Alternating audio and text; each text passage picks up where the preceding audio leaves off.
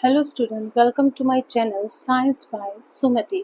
Today we will discuss about how do organism reproduce. इसके previous video में हमने देखा how do organism reproduce for multiplication and perpetuation and what are the features of reproduction. हम पढ़कर आए DNA copying यानी कि DNA replication.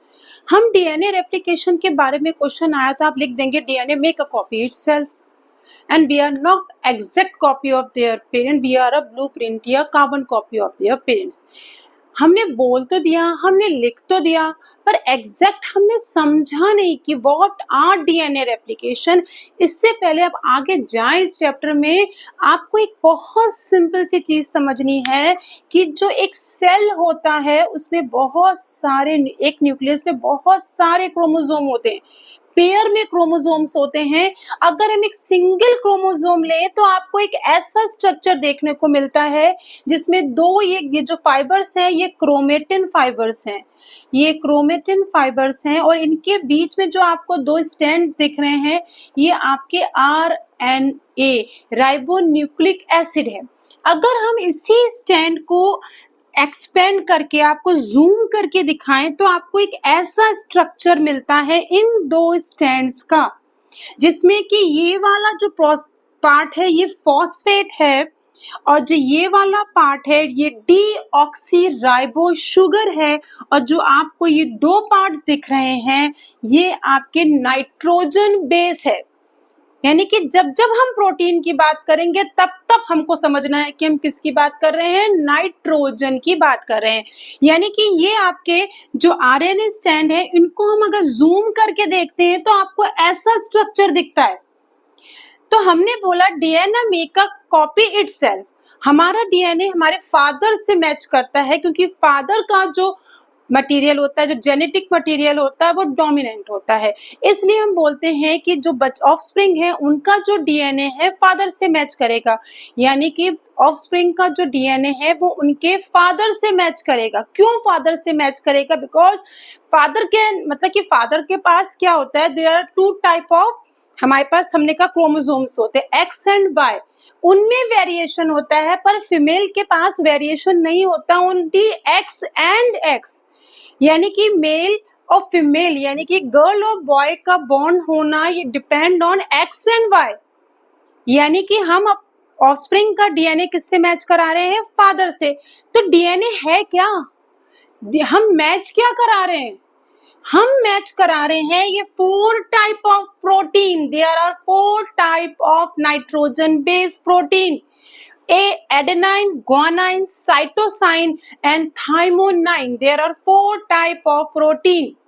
हमने कहा यहाँ A है, यहाँ G है, यहाँ C है और यहाँ T है. ये सीक्वेंस किसी एक ऑफस्प्रिंग का है जो यही सीक्वेंस उसके फादर का भी है. सपोज ये मैं सीक्वेंस को चेंज कर दूं तो एंटायर इंफॉर्मेशन क्या हो जाएगी, चेंज हो गई. यानी कि डीएनए मैच नहीं कर रहा है. सपोज पहला वाला सीक्वेंस फादर का था और ये सीक्वेंस ऑफस्प्रिंग का है तो यानी कि ये ऑफस्प्रिंग उस फादर का नहीं है, क्योंकि इनके बीच में जो प्रोटीन का सीक्वेंस है वो मैच ही नहीं कर रहा है.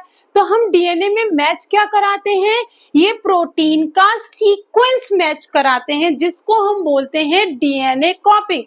DNA make a copy itself. यानी कि at the time of reproduction जो भी फर्टिलाइजेशन हुआ है और जिस टाइप का प्रोटीन फर्टिलाइज हुआ है वो ऑफस्प्रिंग में भी सेम सीक्वेंस ऑफस्प्रिंग में भी गया है.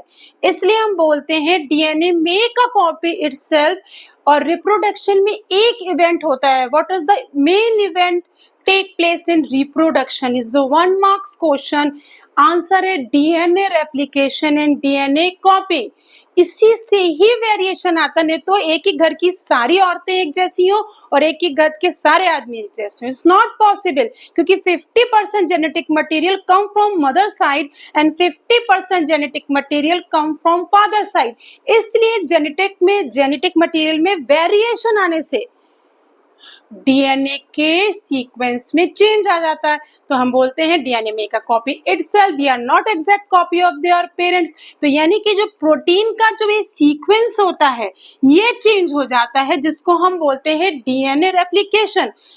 ये एक बहुत इंपॉर्टेंट क्वेश्चन है, हम रट लेते हैं, हम लर्न कर लेते हैं और लिख भी आते हैं, पर हम समझते नहीं है कि actually DNA replication, DNA कॉपिंग process क्या है।